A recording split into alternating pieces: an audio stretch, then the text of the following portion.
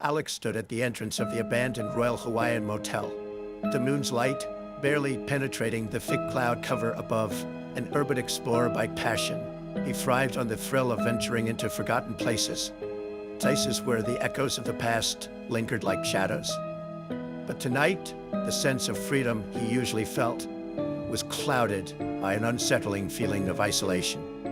He couldn't shake the nagging warning from his friend, George, who had urged him not to go in alone. There are places where curiosity can lead to more than just adventure, George had warned. But Alex shrugged off the concern, his bravado fueling him further. It wasn't long before he received the tip about the Royal Hawaiian, a dilapidated motel with a sordid history of disappearances. As he made his way to the entrance, he recalled the stories people whispered, tales of the creepy woman who haunted its halls, a specter tied to a tragedy that led many to their doom. But Alex, driven by the thrill for adventure and the chance to capture something extraordinary on camera, dismissed the fears. His heart raced at the thought of stepping inside. This was it. The adrenaline coursed through him as he pushed open the rusty door. The smell of dampness and rot greeted him like an unwelcome guest.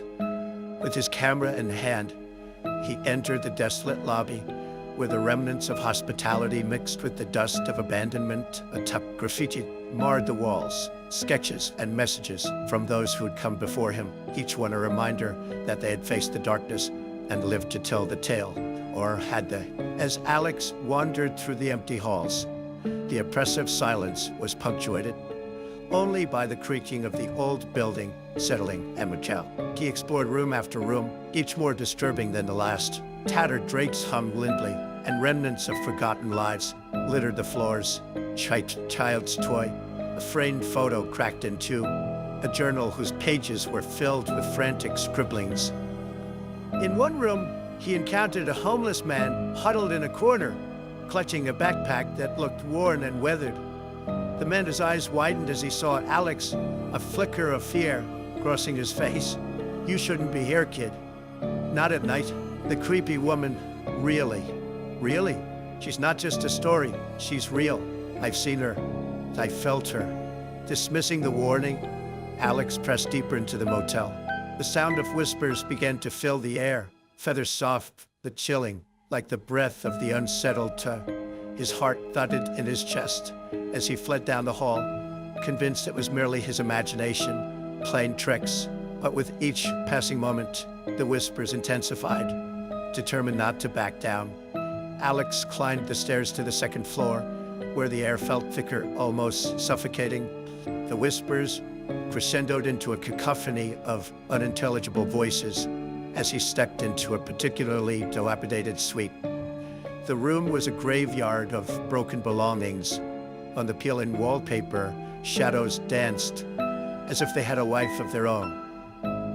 The stories of this place clawed at him, and in his exploration, he stumbled across a journal left behind. The pages were filled with messy handwriting, detailing the psychological unraveling of the former occupants. Each entry slipped deeper into madness, speaking of the creepy woman that haunted their dreams, taunting them with sinister laughter only they could hear. Suddenly, the temperature dropped and fear enveloped him. Alex felt a presence standing behind him. He whipped around, his breath caught in his throat, and there she stood, the creepy woman.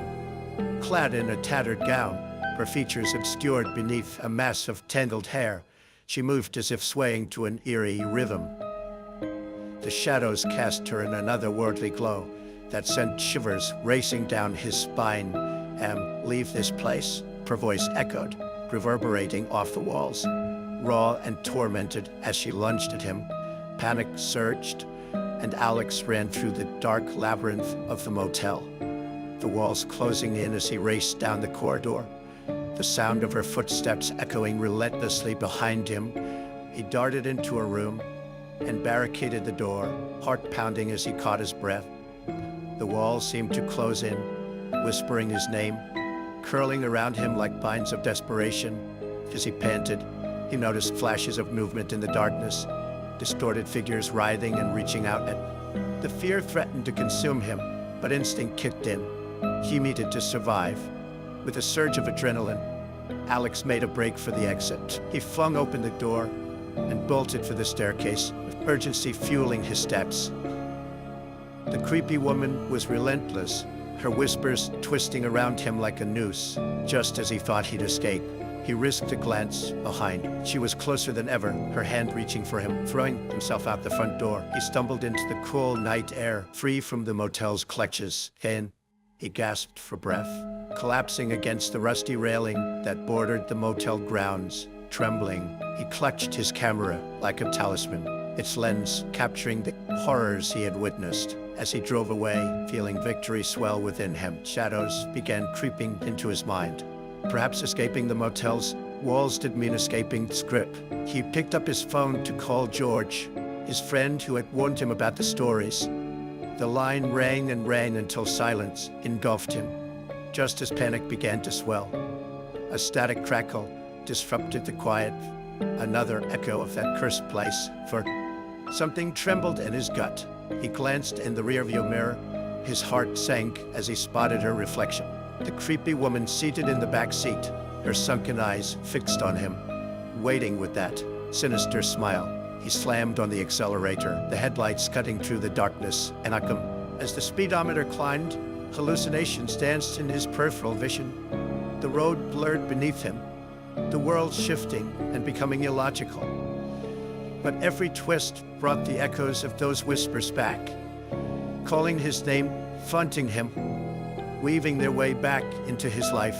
The moment he reached home, a wave of dread washed over him. The weight of isolation flooded back, heavier than before. Shake it off, he thought, trying to convince himself that it was over. But his body quaked, revealing the truth. The motel had followed him, slithering into the periphery of his existence, a ghost that refused to be exorcised. His heart. Before he could close the door behind him, his phone buzzed with new messages. One from George. Did you go inside? Be careful, man. Remember, that place is dangerous. Driven by dread, he clicked on the notification only to find a video. It began to play, filled with distortions and static. The camera seemed to shake, revealing what looked like a familiar scene from the motel, and just as quickly dissolved into darkness. But there, amidst the shadows, were echoes of her voice, soft whispers calling out, Alex. Anyway, come back to me. The screen flickered, and his heart dropped. It was an unrelenting reminder that some horrors never truly end. As he stood frozen, the world around him faded, and Alex realized he wasn't just haunted by the memories, but by the very essence of that wretched place, an echo that would forever linger in the silence.